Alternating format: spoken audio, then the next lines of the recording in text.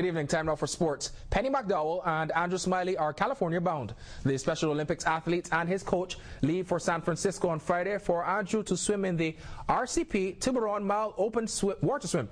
The swim was founded back in 1999 and has become one of the most competitive and prestigious open water swims in the world. On Sunday, Andrew will swim the San Francisco Bay alongside Olympic and world champions. He's one of 6 Special Olympics athletes taking part in the event.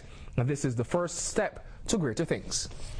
Special Olympics is trying to incorporate the open water swimming, the mile swim 1,500 and 3,000 meters, into the World Games, which will be held in Athens in 2011.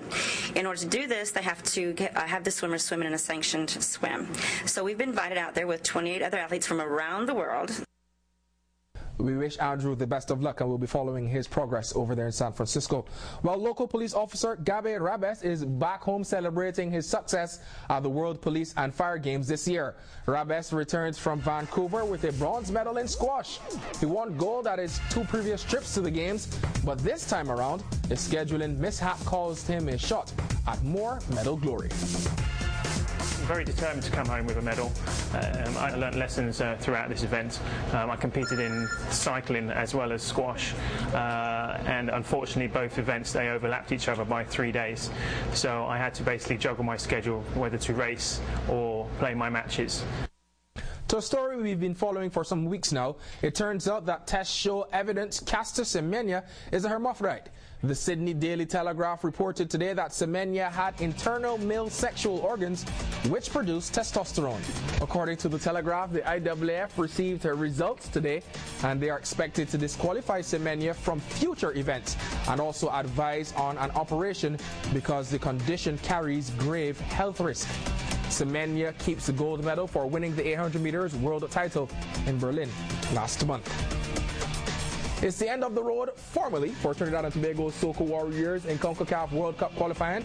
The Warriors lose 1-0 to the United States at the Hasty Crawford Stadium in Port of Spain last night. Ricardo Clark scored from distance in the 62nd minute. It was the second loss for the Warriors this week after they went down to Honduras at the weekend.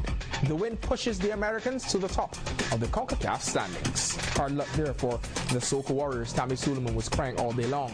To the US Open we go now, and Roger Federer continues his march to another major crown with a quarterfinal win last night. Federer beats Robin Soderling in a quarterfinal clash, that is, 6-0, 6-3, 6-7, 7-6. He moves on to face number 4 seed Novak Djokovic.